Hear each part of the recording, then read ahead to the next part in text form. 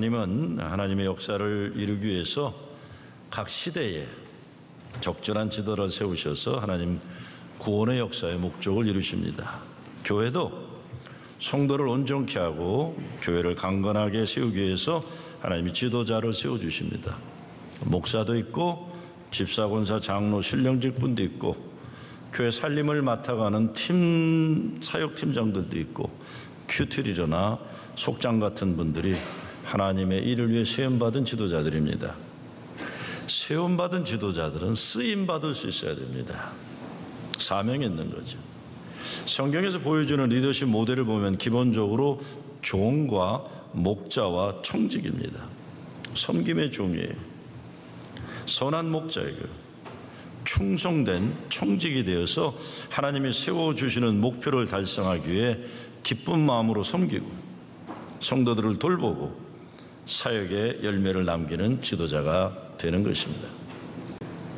공부도 잘해야 하고 장사를 해도 잘해야 되고, 그런데 예수님은 으뜸이 되려면 으뜸이 되는 섬기는 종이 되라고 하시는 겁니다. 역사 속에서 으뜸되는 섬기는 종을 보게 되면 마틴 루터 킹 목사나 마하트마 간디나 넬슨 맨델라나 이런 분들이 나올 수 있어요. 자기 생명을 다해서 인종차별 없는 세상 만들고 식민지 억압의 역사에서 해방된 독립된 나라 되도록 역사를 바꾼 인물들이에요. 우리 한국으로 보면 김구 선생님 이런 분들이 되겠죠. 안창호 선생님. 근데 마틴 루터 킹이나 간디와 같은 영웅적 리더들만 역사 변혁에 쓰임받는 것 아닙니다. 우리 각자는 하나님 주신 은사의 분량만큼 쓰임받는 겁니다. 크거나 작거나는 하나님이 필요한 대로 사용하시는 겁니다.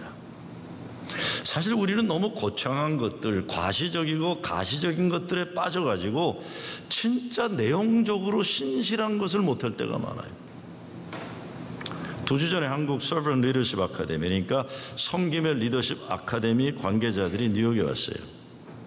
그분들이 지난 몇 년간 미국에 와서 훈련받는 과정 가운데 프로징 제1교회가 들려가는 코스 가운데 하나입니다. 여기서 도시 목회에 관한 이야기를 저와 나누고 갑니다. 이번 과정에 오신 분들은 우리 교회 오기 전에 이틀 동안 브루더호프 공동체에 들어가서 며칠 지내고 왔어요. 근데 그분들이 거기서 큰 감동을 받고 와서 감동이 식지 않은 상태로 저와 만나게 됐습니다.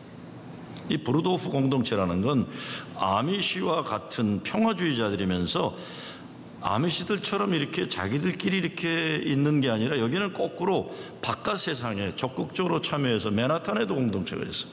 세상의 빛과 소금의 사명을 감당하는 진짜 훌륭한 믿음의 공동체예요. 지난 5월에 세월호 유가족들을 인솔하고 왔던 박인환 목사님이 거기 갔다 와서 이런 얘기를 한 걸 제가 기억이 나요. 사람을 귀하게 여기는 사람들을 보았습니다. 그랬어요. 사람을 귀하게 여길 줄 알더라. 이번에 서번 리더십 훈련에 참여한 목사 한 분이 이런 말을 하더라고요. 제가 거기에 가서 거기 공동체에 있는 분들한테 어떤 꿈이 있냐고 물어봤다는 거예요. 그랬더니 답을 안 하더래요. 당신들은 어떤 꿈을 있냐 했더니 그분들이 하는 얘기가 우리는 개인의 꿈을 가지고 살지 않습니다. 우리는 매일매일의 삶에서 예수님이 우리를 통해 어떤 기쁜 일을 원하시는지 그것만 생각하지 내가 어떻게 성공하는지 어떤 꿈을 가졌는지 우리 공동체는 그런 게 없습니다라고 얘기하는 거예요. 매일 순종하며 말씀에 순종하며 살아가는 것이다. 다른 한 분은 장로교 목사인데 그러더라고요. 거기에 살고 있는 한국분 박성원 형제에게 여기 생활이 뭐가 그렇게 좋으냐 물어봤더니 그 박성원 형제 수도사죠. 그분이 그러더래요. 브루더호프 공동체에 들어와서 비로소 내가 참 좋아졌다 이렇게 얘기하더래요. 자기가 좋아졌다. 여러분 잘 생각해보세요. 프로징 제1교회 와가지고 야 내가 참 아름다운 사람이라는 걸 깨닫게 되었다 이렇게 돼야 되겠죠. 프로징 교회 와갖고 내가 뭐 이런 일 하겠다 저런 일 하겠다 무슨 대단한 뭐 하겠다 이게 아니라 프로징 교회 왔더니 사람이 귀하게 되는 걸 알게 됐다는 거죠. 프로징 교회 와가지고 내가 참 하나님에게 귀한 존재라는 걸 깨닫게 되었다. 내가 얼마나 하나님에게 귀한 사랑받은 존재라는 걸 내가 알게 되었다 이런 거예요. 2년 전에는 우리 교회에서 평화학교가 열렸을 때 브루더 분들이 왔었어요. 근데 그분들이 소문에 장애 사역을 아주 잘한다는 소문을 듣고 제가 질문을 던진 적이 있어요. 브루더호프 공동체 어떤 장애 프로그램들이 있길래 장애 프로그램을 이렇게 잘하냐. 나이 많은 독일에서 온 분이 그런 얘기를 하더라고요. 우린 프로그램 같은 거 없습니다. 그래요. 그럼 어떻게 이렇게 장애 사역을 잘한다고 소문나냐 그랬더니 그분이 하는 말이 그래요. 예수님께서 말씀하시기를 너희 가운데 약한 자를 가장 귀하게 여기라 하셨기 때문에 우리는 우리 가운데 가장 약한 자를 귀하게 여기는 것을 말씀에 순종하고 살아갑니다. 그래서 애들이 학교 가서나 집에 돌아와서도 그 자기들 가운데 가장 약한 장애를 가진 아이들을 중심으로 놀아준다는 거예요. 프로그램은 없습니다. 저도 그때 그 말을 듣고 큰 도전을 받았었어요. 정말 우리는요 무슨 프로그램으로 자꾸 뭐가 된다고 생각하는 착각들이 있어요. 이거 잘하고 저거 잘, 그게 아니죠. 예수의 마음, 예수님 말씀의 순종 가운데 주님이 일으켜주시는 성령의 역사가 일어나는 것이지, 진짜 프로그램들, 웬만한 프로그램들 가지고 한다는 착각을 벗어나야 됩니다. 섬김의 리더십, 예수의 마음을 가진 리더들이 있는 공동체에서 일어나는 아름다운 기적의 이야기들이에요. 기적이라는 게 뭐 벌떡벌떡 일어나는 기적이 아니잖아요. 내가 참 사랑받는 존재구나. 엄마, 나 그 교회 갔더니 내가 얼마나 아름다운가 이제 알게 됐어. 이게 주일학교 중고등 가르치는 거죠. 응? 무슨 선교사 되라 목사 되라 이게 중요하지 않아요. 못돼 먹은 목사도 선교사 많이 나와봤자 아무 쓸데도 없어요. 이거예요. 네? 그 교회 갔더니 내가 사랑받은 인간이란 게 되고, 나가 아프니까 같이 기도해 주더라. 내가 참 귀한 존재구나. 장로교 창시자 칼빈이 이런 말을 했습니다. 사람이 다른 사람들에게 선을 행하는 것보다 하나님을 더 참되게 닮아갈 수 있는 길은 없다고 그랬어요. 이게 머리 나쁜 사람들이 보통 예정론 칼빈의 예정론과 만민구원론 요한 웨슬레가 적대관계 있다고 착각들 하는데, 이게 완전히 하수들이나 하는 소리들이에요. 칼빈의 예정론이라는 건 인간의 구원은 전적으로 하나님께 있지만, 칼빈이 얘기하는 거예요. 사람이 다른 사람에게 선을 행하는 것만큼 하나님도 참되게 닮아가는 게 없다.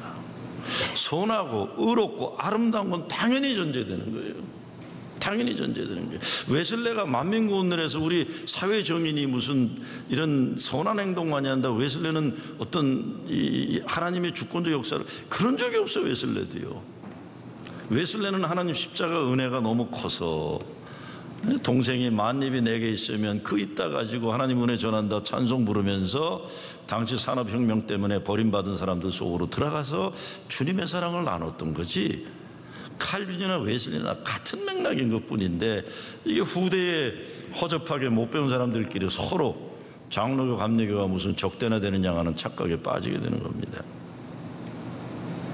저는 감리교 목사지만 난 할아버지도 장로교고 사실 우리 아버지도 장로교 목사예요. 난 그래서 이 말 안 되는 소리 하는 사람들 보면 이해를 한 거예요.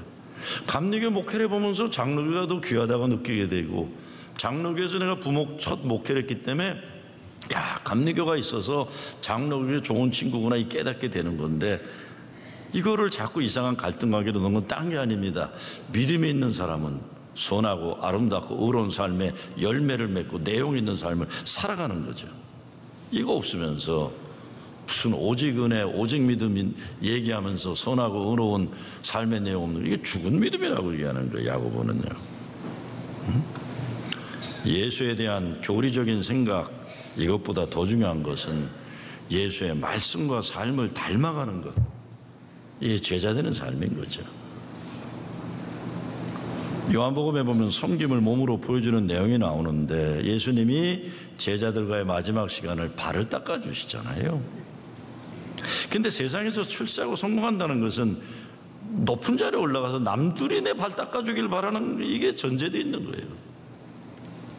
남의 발을 닦아주던 바닥의 인생이 남이 나를 발을 닦아주는 게 성공이라고 착각하는데, 예수님은 그런 거 아니다라고 얘기하시는 겁니다. 남의 발을 닦아주라. 섬김을 받으라 하지 말고 섬겨라. 섬김의 문제는 복음서 모든 것에 나오는 제자들의 문제예요. 섬김에. 근데 아무리 예수님이 얘기했어도 제자들은 누가 더 크냐? 지배의 서열에 관심이 많았어요. 서열에. 기가 막힌 거죠. 기가 막힌 거예요. 우리네 삶에서 섬김의 리더십을 생각해 봅니다. 첫째, 섬김은 나의 이익이 아니라 하나님 영광을 드러내기 위한 거예요. 우리 이민자들이 가장 신경 쓰는 게 자녀 교육이라고 하는데, 자녀 잘 키워서 우리 가문을 빛내고 미래 보장받겠다, 이런 데는 참 한심한 거죠. 우리도요. 이 험한 세상에서 내 자식들이 남들 발 닦고 사는 인생보다 남들이 우리 자녀들 발 닦으면 좋겠다, 이렇게 돼도 참 안타까운 거예요. 제 아이들 다 컸는데, 성인 됐는데, 나도 애들 자랄 때 너희들 공부 열심히 해서 남 발 닦아줘라, 이런 소리 해본 적이 없어요. 야, 이것들아, 공부해서 남 주냐? 공부해서 너 잘 되는 거지 남 줘. 이것들 진짜. 나도 잘못 가르쳤어요. 나도 잘못 가르쳤어요. 잘못 가르치고 배웠는데 생각 없이 그냥 살고 있는 겁니다.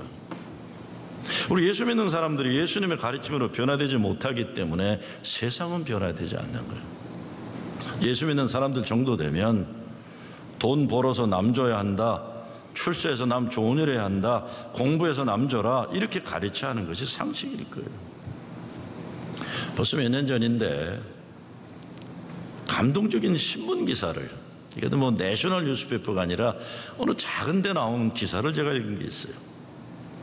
자폐증을 가지고 있는 아이가, 얘는 꿈이 농구 선수가 되는 건데, 얘가 자폐증이 있으면서 농구를 할 수가 없게 됐어요. 그런데 고등학교가 들어가면서부터 이 아이가 농구팀에서 애들 물 갖다 주고, 하도 그거 원하니까 코치가 시킨 거예요. 물 떠다 주고, 수건 땀 닦으면 갖다 버리고 떼새거 갖다 주고, 이런 허드렛 일을 한 거예요. 1학년 때부터 그걸 한 거예요. 4년 동안 이 제이슨이라는 아이는 5살 때부터 말을 못하고 자라면서 특수교육반에서 이렇게 특수교육을 받으면서 자라는데, 고등학교까지 잘 들어가서는 너무 행복하게 애들 물 떠다 주는 이걸 한 거예요. 그런데 졸업하기 얼마 안 남은 때에 코치가 마지막 게임, 홈 게임을, 그 학년 마지막 게임을 4분 남겨놓고 제이슨을 코트에 들어가게 한 거예요. 기가 막힌 거예요. 얘는 4년간 공을 갖고 뛴 애가 아니에요. 얘는 물 나르고 수건만 나르는 애예요. 근데 그 신문 기사에 가면 놀랍게도 제이슨이 4분 동안에 3점짜리 슛을 6개 포함해서 20점을 냈다 그러는 거예요. 20점. 기적이죠, 기적. 동네 영웅이 된 거예요. 그러니까 막 팀원들이 얘를 무릎에 세우고 행가래 치는 게 나온 거예요. 제가 감동받은 것은 제이슨이 4분 만에 20점을 냈다는 것, 나는 잘 몰라, 어떻게 가능했는지. 난 그런 거에 전 감동을 잘 안 받아요. 그런데 이 아이에게 그런 기회를 주는 코치가 있었다는 게, 그게 감동이에요. 그게 감동. 이 아이에게 그 귀한 시간에 기회를 줬다는 것. 그리고 친구들이 그 아이가 슛을 할 수 있도록 도와줬다는 것. 이게 엄청난 감동이에요. 그런데 가만히 생각해 본 건 부모 얘기는 하나도 안 나왔는데, 부모 생각도 해봤어요. 내가 부모라면 그럴 수 있었을까? 부모가 제이슨이 좋아하니까 농구팀 물 떠다주고 수건 배달하는 그거를 또 허락해준 부모예요. 그거 할 수 있도록 엄마 아빠는 맨날 라이드 줬을 거야, 게임마다. 그렇죠? 그렇잖아요. 그것도. 야, 부모 대단하다. 저는 이런 아름다운 감동적 이야기가 일상생활에 가능한 나라가 미국이라는 것이 항상 감사해요. 미국에 이런 거 참 많아요. 저도 애들 키웠기 때문에 이런 걸 너무 많이 봐요. 저는 미국이라는 나라 참 이해 안 되는 게 많아요. 우리 애들 다 운동을 했는데 진짜 우리 애들 운동을 못했어요. 특히 우리 둘째 딸 진짜 이 운동을 못해요. 근데 우린 부모로서 너무 화가 났어요. 못하면 안 시켜야 되잖아요, 학교 측에서. 근데 학교는 못하는 애도 선수를 뛰게 하는 거예요. 미국이란 나라가 이상한 나라라서. 천하가 다 알아요. 부모로서 얘 못하는 거. 근데 코치도 내색 안 하고 동네 엄마들도 절대 내색 안 해요. 우리 애 못하는 거. 그 못하던 애가 지금 시카고 파이어라는 프로축구단 커뮤니케이션 디렉터예요. 디렉터. 난 지금도 미국이란 나라 이해가 안 가요. 못하는 애 안 시켜야 되잖아요. 근데 미국은 안 그래요. 어렸을 때는 커서는 모르는데 누구에게나 기회를 주고. 그러니까 이런 이야기가 좀 감동이에요. 근데 생각해 보면 미국 사람의 그래도 저변에는 기독교적인 심성이 자리잡고 있는 거예요. 예수의 사랑이, 정신이, 하나님 앞에서 사람들은 다 귀하다는 평등의식, 하나님 형상을 닮은 사람은 귀하게 여기고 이웃을 사랑하려고 하는 예수님 정신이 그래도 남아있는 거예요. 내 자식이 자기는 선수로 뛰지 못하고 물병이나 땀 닦은 수건이나 갖다 하면 난 뒤집어져서 미국에 있는 농구공은 다 찢어버릴게, 나 같으면.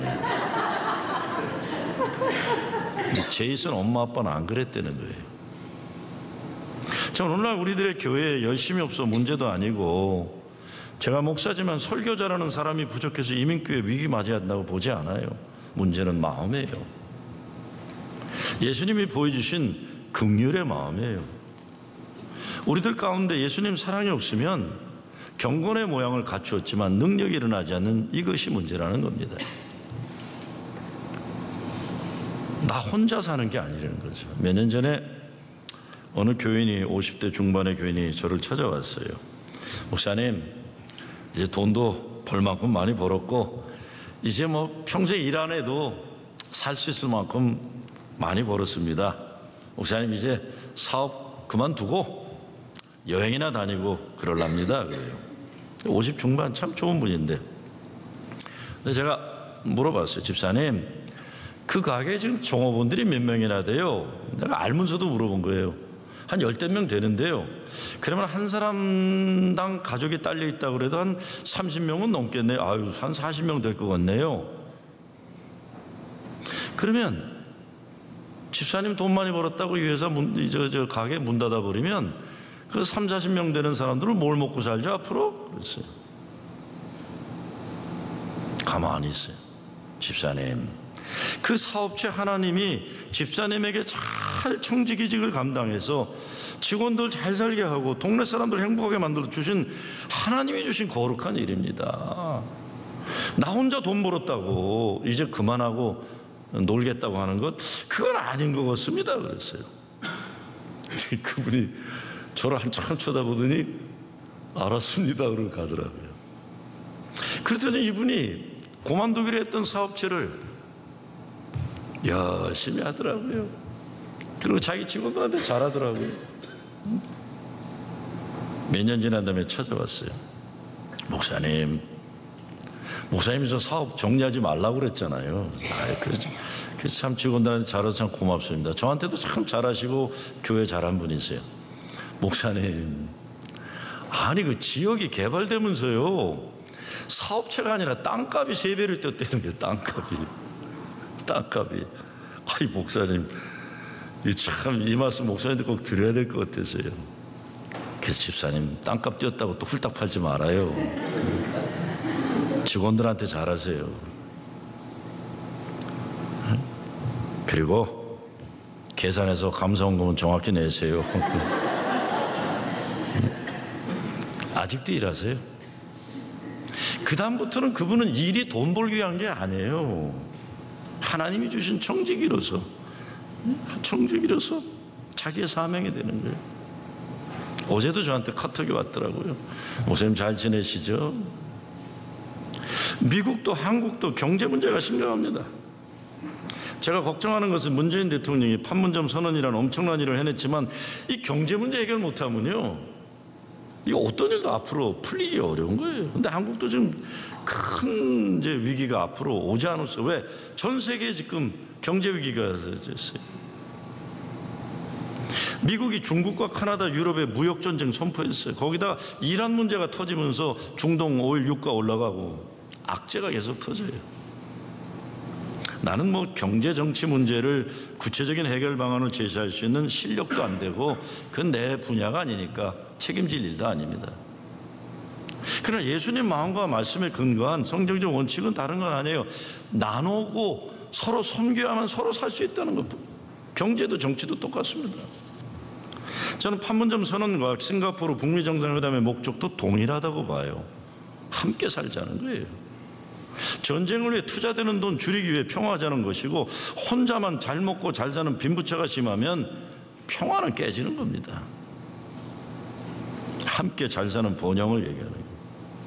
서로 죽이는 일에 에너지 소모 그만하고 서로 잘 사는 세상 만들어보자. 그런데 한국도 난리예요. 1990 몇 년도까지 10%의 한국인들의 30% 정도가 부를 가졌는데 오늘날은 10%가 50%를 차지하고 있어요. 날이 갈수록 지금 빈부차가 청년 실업률은 높아지고, 이거는 뭐 어느 대통령이라도 지금 심각한 문제입니다. 그래서 세계 경제 침체, 세계 유가 폭등, 그리고 무역 전쟁이라는 엄청 큰 문제 현실을 이겨낸 돌파구가 뭐냐? 저는요, 정치와 관계없이 남한도 북한과 살지 않으면, 평화를 이뤄내지 못하면 경제 문제 해결 못합니다. 북한 마찬가지죠. 이것이 가능해야 됩니다. 미국과 북한의 관계가 개선되지 않으면 이건 정치 문제 이전에 경제 제재 문제가 있기 때문에 살 길이 뭐냐는 거예요. 살 길을 지금.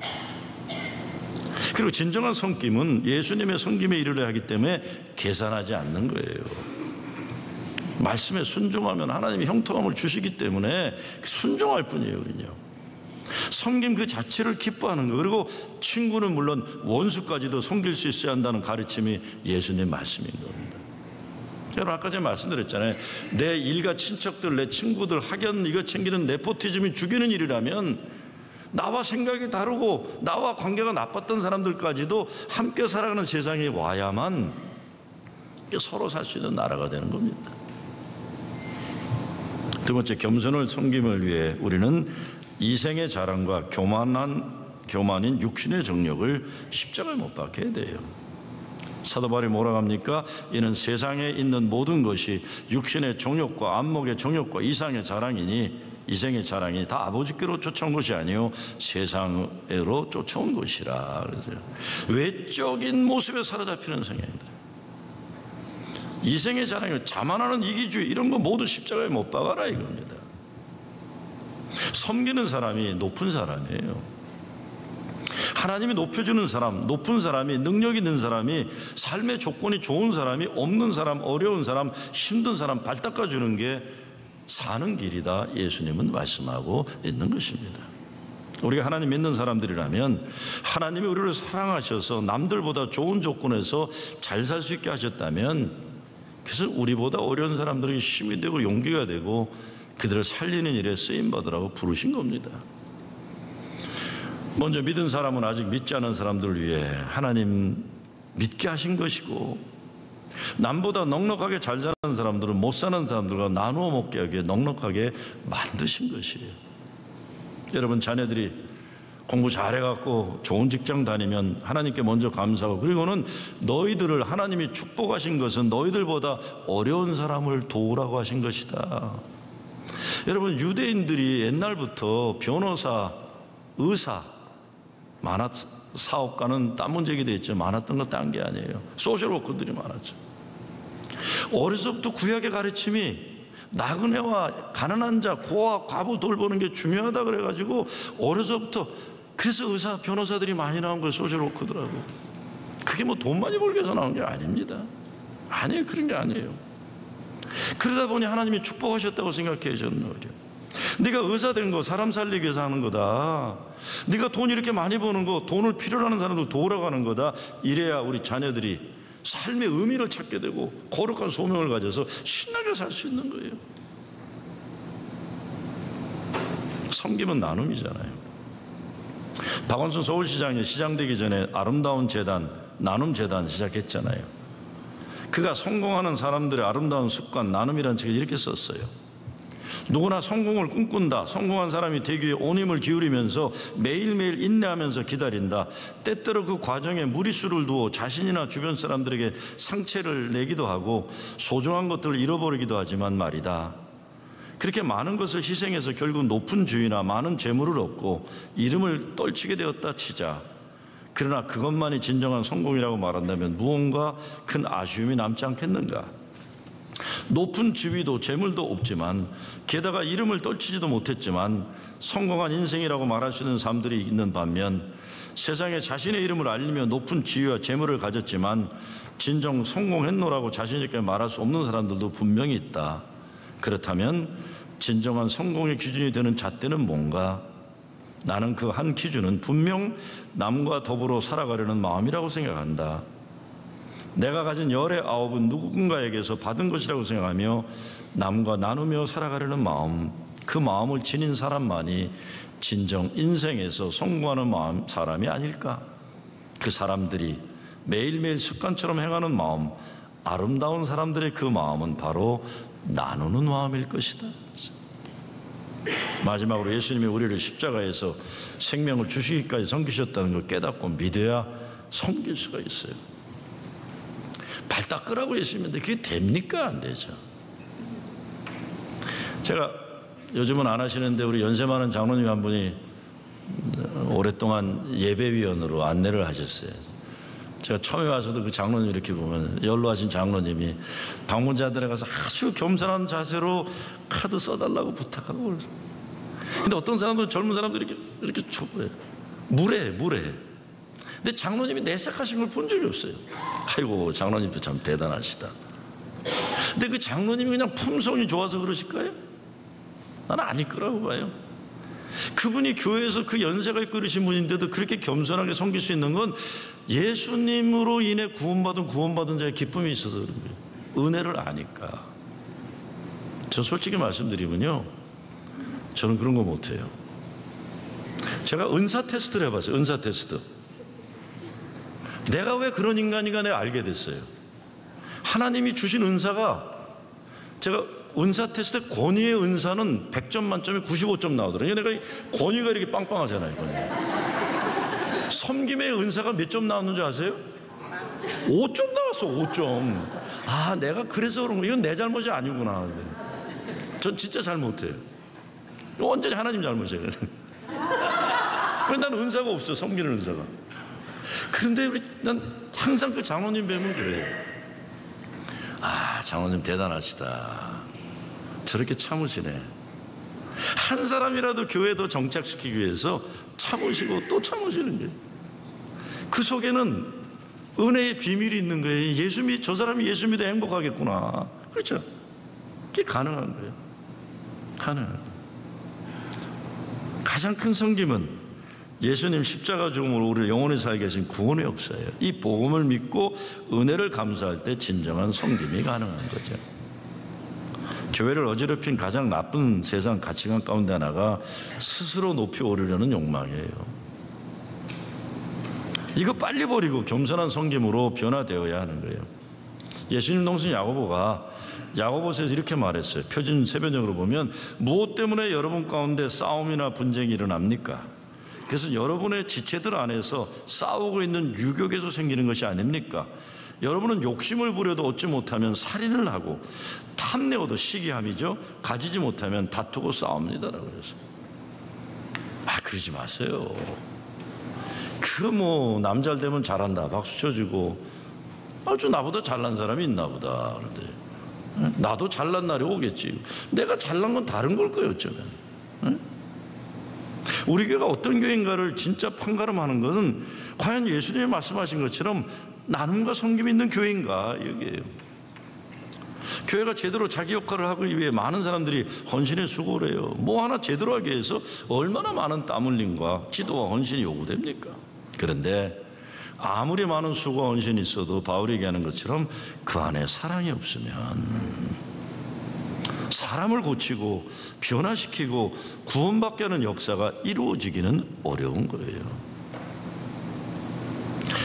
하나님의 마음을 움직이고 사람들의 감동을 주는 사역을 가능케 하는 건 사랑입니다. 사랑. 주차장에서 들어오고 나가는 차 돕는 주차사역이 그 마음의 중심에 주님 계시면 설교하는 목사보다 더 거룩한 일 하는 거예요. 더 거룩해.